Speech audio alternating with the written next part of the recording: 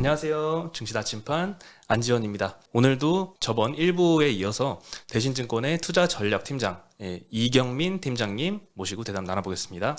안녕하세요. 네, 안녕하십니까. 네.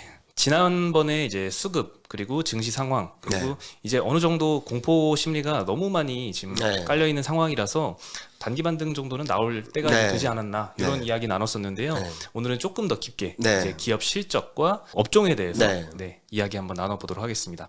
지금 1분기 실적이 다 발표가 된 네. 시점입니다. 어땠나요? 예상보다는 괜찮았다라고 평가를 할 수 있을 것 같아요. 몇몇 종목들은 쇼크를 기록하기도 하긴 했지만 전체적으로 본다면은 50% 이상의 기업들이 예상보다 컨센서스보다 상회를 했고요. 네. 40% 정도의 기업들이 서프라이즈를 기록했습니다. 그리고 뭐 매출액이나 영업이익 순이익을 본다 하더라도 예상보다 좋은 결과들을 보여줬다라고 생각을 하는데요.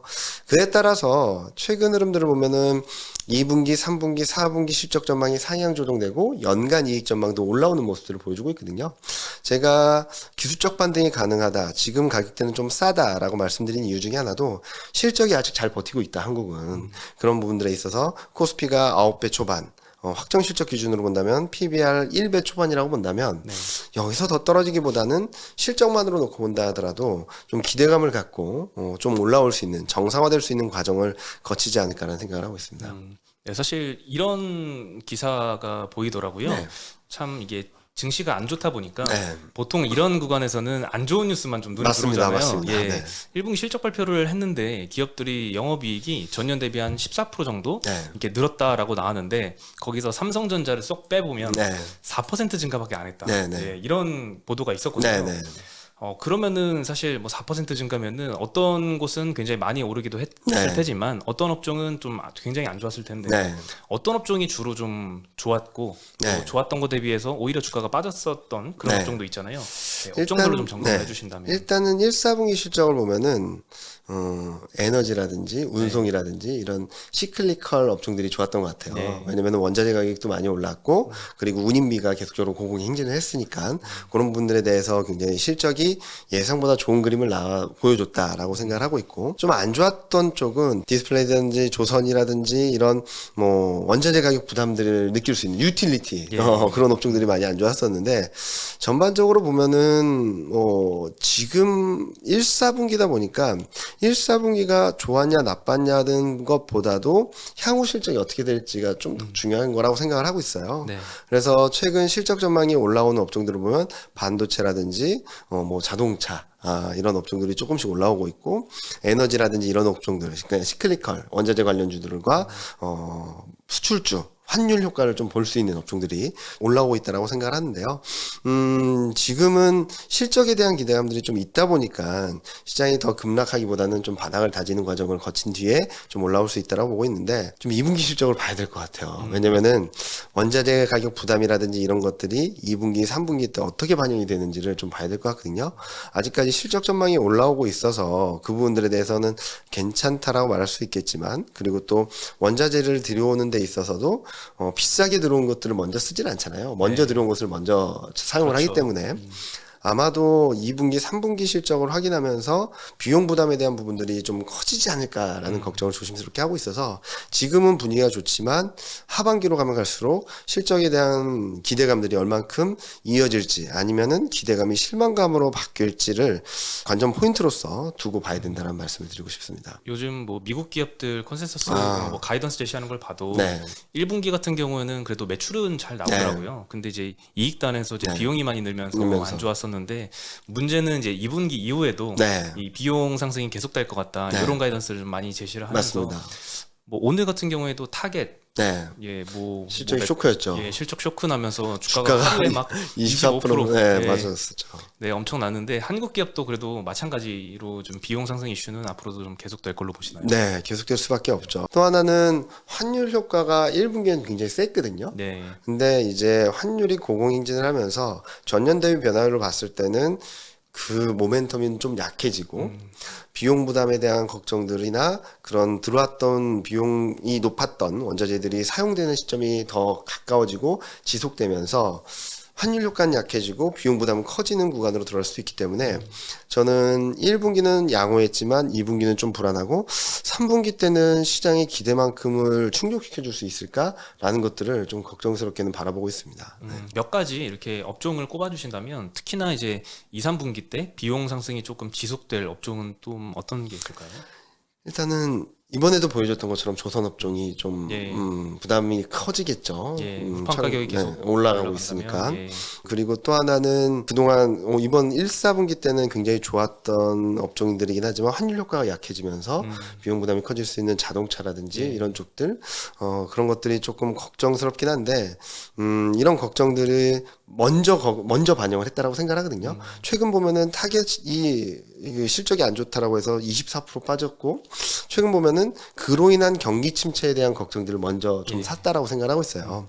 아직까지 그런 시그널이 아니다라는 것만으로도 안도감이 나올 수 있다라고 생각하는데 지금 말씀드리고 싶은 것은 경기가 다운턴이라고 하더라도 주가가 이렇게 45도로 떨어지질 않잖아요. 항상. 네, 그렇죠.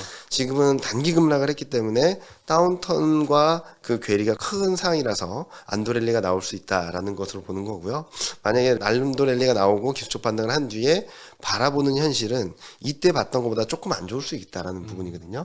그렇게 되면 다시금 저점을 찾아가는 과정을 거칠 수 있다고 보고 있어서 단기적으로는 반등, 안도 랠리, 좀 길게 봤을 때는 아직까지는 좀 불안한 장세 흐름들을 생각을 하고 있습니다. 네, 사실 비용 상승 이슈이니만큼 이 판매 가격 인상으로 잘 커버를 하는 기업들을 잘 선별을 하는 게 중요할 것 같습니다. 근데 그게 쉽지 않을 것 같아요. 왜냐면은 최근 미국 제조업 지표들을 보면은 네. 최근의 시그널이긴 한데 뉴욕 엠파이어 스테이트 지수를 보면은 세부 항목에 있어 판매 가격과 구매 가격이 있습니다. 네. 구매 가격은 올라갔는데 판매 가격은 떨어졌어요. 무슨 의미냐면 수요가 약해지게 된다면 판매 가격을 쉽게 올릴 수 없다. 비용 부담은 커지는데 판매 가격을 자연스럽게 올릴 때는 경기가 좋을 때거든요. 그렇기 때문에 경기가 좋으면 금리 인상해도 되고 물가 올라도 좋고 네. 다 좋은 해피한 상황인데 지금은 경기가 좀 불안하다 보니까 특히 올해 GDP 성장률을 보다도 내년이 좀 더 다운될 수 있다는 전망들이 들어오고 있어서 그런 부분들을 좀 체크해봐야 되지 않을까라는 생각을 합니다. 무슨 말씀을 드리냐면 자연스럽게 가격을 전가하는 업종들을 찾아보자라고 할 수 있는데 수요에 대한 불확실성들이 들어오고 실제로 그런 부분들이 가시화되게 된다면 그냥 방어주의 선택이 좀 더 안정적일 수 있다라는 생각을 하고 있어요. 네. 실제 수요가 조금 둔화될 만한 그런 지표들이 발표가 됩니다. 아직까지는 없으니까 제가 안도렐리 말씀을 드리는 예. 거고 지금 그 가능성이 열려 있는 것은 나비 효과라고 말씀드릴 수 있는데 지금 기업 단에서의 비용 부담이 커지다 보니까 고용 쪽에서 문제가 있지 않을까라는 생각을 조심스럽게 하고 있습니다. 그런 측면에서 고용 지표가 후행 지표거든요. 네. 경기를 선행하거나 따라가는 지표라기보단 경기가 안 좋음에 따라서 나오는 결과에 의해서 보여지는 거라서 저는 고용 지표가 후행 지표긴 한데 향후 이런 것들이 실업률이나 취업자 수나 이런 것들이 좀 변화가 있다면 그때부터는 좀 많이 조심해야 된다라는 말씀을 드리고 있는데 아직까지는 견조하다라는 모습들을 보여주고 있습니다. 그렇기 때문에 지금 이경민 팀장이 이렇게 안 좋아질 거래라고 해서 지금부터 팔아야 되나라는 걱정을 하시기보다는 지금은 더 나빠질 게 없다라는 것만으로도 올라오시는 레벨 그 다음에서 어느 정도 올라온 뒤에 바라볼 현실들이 만만치 않다라는 것들을 조금 시점의 타임렉을 가지고 바라보시면 시장 흐름들을 잘 따라가시지 않을까라는 생각을 하고 있습니다. 네. 그 시장 흐름 따라가는 게 참 어렵긴 한 것 같아요. 어렵죠. 왜냐면은 저도 원래 저점 통과 시점을 3월 말 4월 초 정도로 봤습니다. 근데 우크라이나 사태와 네. 중국 봉쇄 조치 영향으로 인해서 박스권 2월, 3월, 4월까지 5월 초반까지는 박스권을 이어가다가 네. 최근 들어서 좀 레벨이 떨어진 거거든요. 네. 지지부진한 흐름들이 지속되고 있어서 저도 좀 톤을 좀 조정은 하고 있었어요. 왜냐면은 자 이제 턴할 겁니다라는 것보다도 좀 여러 가지 요인들이 상단을 계속적으로 막고 이렇게 누르고 있다는 생각을 했거든요. 그래서 2,700을 넘었을 때는 절대 사면 안 되고 2,600선대에서 또 반등할 때 사지 말고 밀릴 때 사고 만약에 2,500이 깨진다, 2,600이 깨진다라고 하면 좀 적극적으로 사자란 말씀을 드렸거든요. 최근 2,600 밑에서 등락을 반복하고 있는데 저는 지금은 사야 될 기회다라고 생각하고 있고요. 그런 부분들에 있어서는 좀 어느 정도 컨비션을 갖고 말씀을 드리고 있어서 지금 사신다면 아마 여름쯤 됐을 때 지금 레벨보다 한 10% 정도 높은 수준에서 수익을 보시거나 아니면은 지금보다는 좀 더 높은 가격대에서 정리를 하실 수 있는 기회가 있을 테니까 조금만 기다리자. 현금이 많으신 분들은 좀 비중을 늘리고 주식 비중이 많으신 분들은 지금은 시간과의 싸움이라서 조금만 버티시자라는 말씀을 드리고 싶습니다. 네. 그리고 사실 개인 투자분들이 대부분 다 힘드실 텐데 네. 특히나 그 최근에 많이 순매수를 했던 종목들을 보니까 네이버, 카카오 네. 이런 이제 성장주들도 맞습니다. 굉장히 많더라고요. 네네네. 참 이 금리가 계속 이제 올라가는 기조로 거의 갈 것 같잖아요. 네. 그러면 이제 성장주는 일단 굉장히 많이 하락은 했거든요. 네. 카카오도 지금 한 8만 원 네. 거의 깨질랑말랑하는 하고 상황인데 있죠. 네. 이 성장주들은 앞으로 전망을 어떻게 봐야 될까요? 한 번의 기회는 올 것 같다. 한번 반등의 기회는 있을 거라고 생각을 하고 있어서 저는 최근 들어서 반도체는 저점을 찍고 좀 상대적으로 올라오는 그림들을 보여주고 있고 아직까지 자동차도 바닥권에서 한 번 올라왔고 2차전도 한 번 올라왔지 않습니까? 예. 근데 유일하게 아직 못 올라온 게 인터넷인 것 같아요. 그런데 인터넷 업종이 여기서 더 밀려날 것인가 라는 부분들에 있어서는 좀 충분히 가격 메리트는 충분하다. 올해 코스피 대비 상대 수익률을 보면 꼴찌가 인터넷 소프트웨어예요. 예. 가격 메리트가 충분하다는 거거든요. 자, 그럼 어떤 트리거 포인트로 올라갈까? 그게 말씀하셨듯이 중요하죠. 예. 금리라고 생각을 하고 있어요. 솔직히 말씀드리면 금리가 더 오르기보단 좀 출렁출렁하면서 좀 슬로해지는 모습들을 보여주고 있어서 그때가 반등 포인트라고 생각을 했거든요. 근데 실적을 발표하면서 아직은 아니야 막 이런 분위기를 보여주고 있는 것 같아요. 그럼에도 불구하고 인터넷 업종들의 이익 모멘텀을 보면은 올해 20%, 10% 후반까지는 아직까지 형성이 되고 있거든요. 네. 이런 것들을 봤을 때는 금리가 조금 더 안정이 되게 된다면 전 한 번의 기회는 올 것 같다. 만약에 주식 비중이 네이버, 카카오 이런 인터넷 업종 비중이 많으신 분들은 좀 기다리셨다 정리하시면 좋을 것 같고 노리고 계신 분들은 조금 지금부터 조금씩 들어가셔도 충분히 수익을 거두실 수 있지 않을까라는 생각을 하고 있습니다. 네. 사실 지금 이미 많이 하락은 했지만 네. 사실 최악의 상황을 대비를 해야 되잖아요. 네. 만약에 지금 2,600이 거의 조금 깨진 상황인데 네.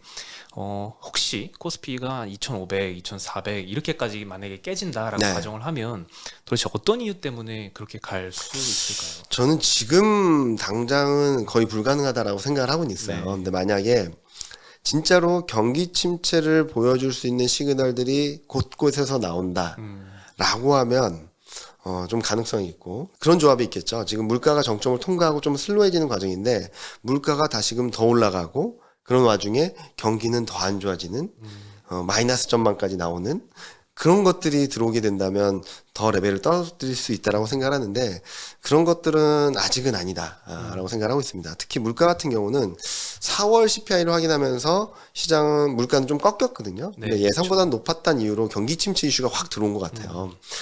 어떻게 보면은 지금 현재 시장은 워낙 심리가 위축돼 있다 보니까 악재를 찾아다니는 것 같은 느낌이 들 정도거든요. 그동안에는 금리 인상이 문제다, 자이언트 스텝이 문제다, 연내 3% 이상 하는 거 아니냐 걱정을 해서 시장이 밀렸다면 이거는 완화되고 있는데 또 다른 이슈를 끌고 와가지고 시장을 막 떨어뜨리고 있는 상황이잖아요.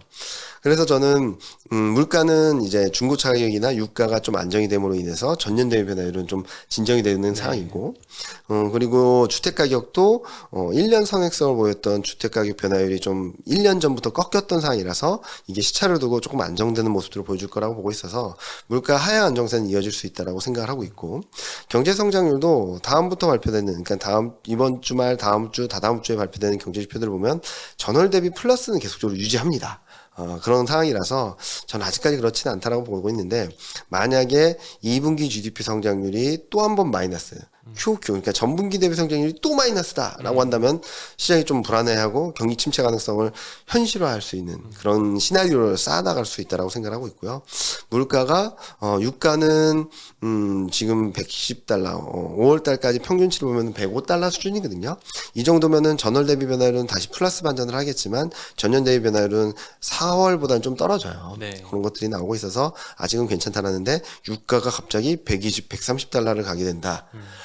라고 한다면은 좀 여러 가지 스토리나 이런 것들이 좀 꼬일 수 있겠죠. 근데 아직까지는 그 가능성이 높지 않다라고 보고 있어서, 저는, 시장은 2500선, 2550선을 깨기보다는 2570선, 80선을 바닥으로, 2차 바닥으로 좀 반등을 하고 2600선 지지력 테스트 하다가 6월 중에는 2700선 회복 시도, 7월, 8월 지나면서 2800선 중후반까지는 좀 열려있지 않을까라는 생각을 하고 있습니다. 와, 굉장히 세부적으로 전망을 하시네요. 저는 솔직히 말씀드리면 시장이 좋을 때는 사고 묻어두세요 해도 돼요. 네. 그리고 이런 업종들이 주도 업종일 겁니다 라고 하고 이런 업종들이 플러스 알파 수익률이 나니까 가보시죠 라고 하면 편하게 갈 수 있는데 지금은 시장이 워낙 예민하고 민감하고 하루하루 일희일비하는 장세다 보니까 저는 작년부터 이렇게 경로에 대해서 고민을 많이 하고 있어요. 예. 어떤 포인트가 있어야지 올라가고 지금 수준에서는 좀 꺾일 수 있겠고 그래서 제가 4월 전망할 때는 좀 꺾일 수 있다. 더 올라가기보다는 2700선 위를 뚫고 하긴 어렵다. 5월 전망에서는 2600이 깨지면 사야 된다. 바닥권이 나올 수 있다라는 말씀을 드렸는데 경제지표 일정 거기에 따른 해석 지금 현재 지수의 레벨 이런 것들을 고려해서 경로나 이런 흐름들을 좀 잡아가고 있으니까 좀 미세 조정을 계속 합니다. 네. 뭐 정해놓고 이렇게 무조건 갈 거예요 라기보다는 미세 조정을 하면서 월간 전망 이런 데 통해서 이런 흐름으로 경로를 갈 것 같습니다 라는 말씀을 드리니까 그런 것들을 잘 트래킹 하시면서 보시면은 지금 수준에서 어떤 이유로 좀 흔들릴 수 있겠구나 지금 수준에서는 사야 되겠구나 라는 것들을 조금 더 자세히 보실 수 있지 않을까 라는 생각을 하고 있습니다. 사실 전망이 어려운 이유가 계속해서 새로운 변수가 튀어나오기 때문이잖아요. 맞습니다.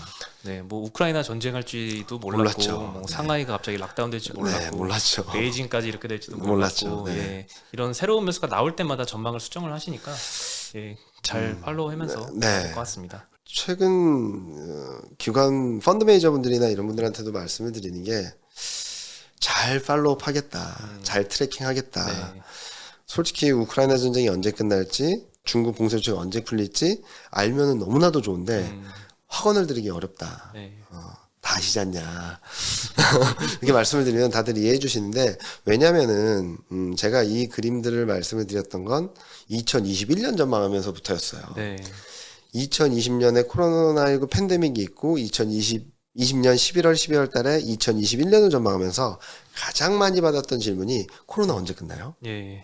근데 솔직히 말씀드리면 모른다라고 했어요, 저는. 다만 영향력 자체는 피크를 찍고 둔화되는 사이클이기 때문에 코로나19가 빨리 끝나면 더 좋은 그림이 나올 거고 지속된다 하더라도 시장이 더 빠지는 그림은 아닐 것 같다.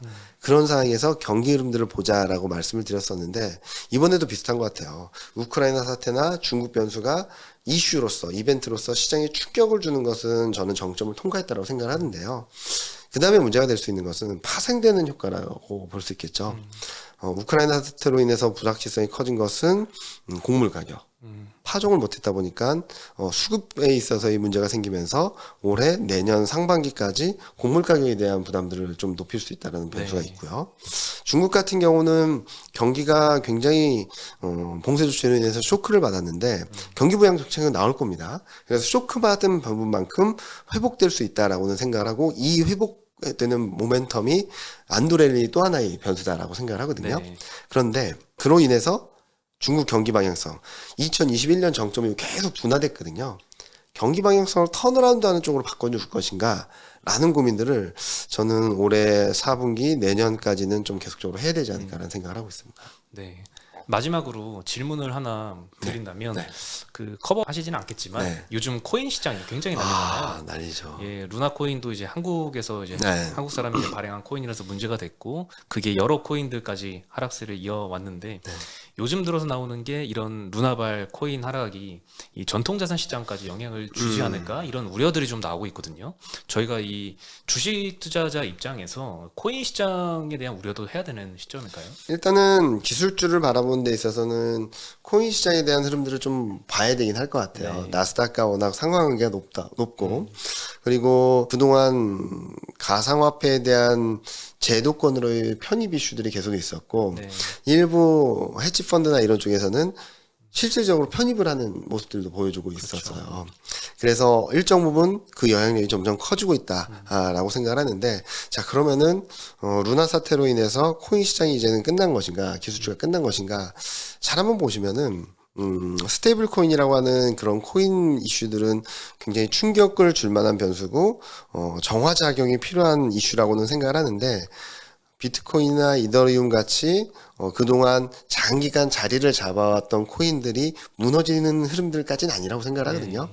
그래서 저는 오히려 이런 이슈들이 있음으로 인해서 앞으로 이 코인 시장, 가상화폐 시장은 좀 더 옥석가리가 될 수 있겠다. 어느 정도의 기술력이 있고 어느 정도의 안정성이 있다라고 한다면 꾸준히 등락은 있다 하더라도 꾸준히 움직일 수 있고, 만약에 그동안에도 자정작용 없이 굉장히 뜨거웠던 시장이었던 흐름에서 이제는 진짜 괜찮은 가상화폐와 조금은 불안한 가상화폐가 좀 나뉠 수 있지 않을까. 솔직히 말씀드리면 주식시장도 어떤 충격이 있은 다음에는 진짜 좋은 종목과 그렇지 않은 종목들, 그리고 또 하나 뭐 금리 인상이나 이런 것들이 있다고 한다면 좋은 종목과 그렇지 않은 종목들이 좀 엇갈리는 모습들을 좀 더 뚜렷하게 보여주잖아요. 네. 그동안에는 가상화폐라고 하면 너도 나도 좋고, 오히려 뚜렷한 실체가 없음에도 불구하고 기대감만으로 더 폭등을 하는 경우도 굉장히 많았는데, 그런 것들이 좀 자정작용이 나올 수 있는 하나의 분기점이 되지 않을까라는 생각을 하고 있어서 계속적으로 바라봐야 될 이슈긴 하지만, 너무 이걸로 인해서 이제 끝났다라고 보기에는 시장이 너무 커졌고, 그리고 어느 정도의 안정성도 보여주는 것들이 많아지고 있어서 너무 걱정하기보다는 될 것과 괜찮은 것들을 좀 구분할 수 있는 그런 능력이 필요한 시점이 돌아야 하지 않았나라는 생각을 하고 있습니다. 네.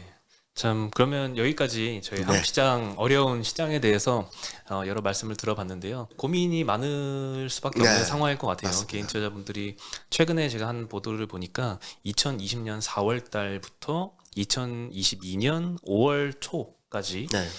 코스피가 한 50% 정도 올랐는데 올라있죠. 코스닥 또한 55% 오른 그 기간 동안에 개인 투자자 수익률이 1.9%밖에 안 네. 된다. 네, 이런 보도가 났거든요. 물론 이제 뭐 외국인도 많이 매도하고 그간에 몰랐던 이런 리스크도 새롭게 생긴 것도 많고 한데, 그만큼 좀 불확실성이 너무 많이 확대가 돼서 좀 이렇게 팀장님을 모셔서 이야기 많이 들어봤고요. 오늘 이야기가 좀 많이 실현이 됐으면 좋겠습니다. 네. 실현이 되고 많은 분들이 다행이다라고 하는 시점에 욕심내기보다는 좀 지키는 쪽으로 자산 투자. 그러니까 지금은 좀 적극적으로 주식 투자를 하셔야 될 시점이긴 하지만, 저는 최근 들어서 말씀 많이 드리는 게 투자 심리와 반대로 매매하는 시기다. 네. 공포감이 있을 때는 좀 비중을 늘릴까, 어떻게 하면 싸게 살까를 고민해야 될 때고, 굉장히 안도하고 더 오를 것 같아라고 할 때쯤이면 오히려 거꾸로 너무 팽배한 거 아닌가? 좀 정리해야 되나? 그런 것들을 생각을 하시면서 대응을 하시면 좋을 것 같다는 말씀을 드리고 있고요. 그리고 주식 시장에 많은 분들이 굉장히 집중을 하고 계신데, 주식 외에도 좋은 투자처들이 많습니다. 그리고 또 주식 시장이 안 될 때 수익을 벌 수 있는 자산군도 굉장히 많고요. 그런 것들을 이번 기회에 좀 넓게 파악을 해보신다면, 만약에 주식 시장이 불안하다 하더라도 그냥 그걸 바라보기보다는 다른 데를 통해서 내 자산을 지킬 수 있는 전략을 펼칠 수 있으니까, 그런 것들은 향후 각도기 TV라든지 다른 데서 꾸준히 말씀드릴 테니까요. 계속 관심 있게 바라봐 주시고, 만약에 시장 변화가 있거나, 제가 또 한번, 만약에 제가 지금 말씀드렸던 게 많이 엇나갔다. 그러면은 다시 찾아와서 피드백을 드릴 테니까요. 너무 걱정하시기보다는 이런 채널, 그리고 여러 가지 얘기들을 드리는 부분들을 잘 받아들여셔가지고 같이 호흡을 해 나가신다면, 어려운 시점, 어려운 상황들을 충분히 극복해 나갈 수 있다고 보고 있습니다. 네. 참 제가 부탁을 드리려고 했는데 네. 미리 이렇게 나와줘 주신다고 말씀을 해주셔가지고 네. 그러면 다음에 또 새로운 변수가 나오거나 네. 또 이런 상황이 또 안 좋은 상황이 또 뭔가 튀어나오면 좋은 상황이라도 불러주세요. 좋은 상황이 맞추시게 되더라도 네. 예, 다시 한번 모셔가지고 이야기 듣는 시간 갖도록 하겠습니다. 지금까지 봐주신 분들 감사드리고요. 모두 성공 투자 하셨으면 좋겠습니다. 감사합니다. 네, 감사합니다.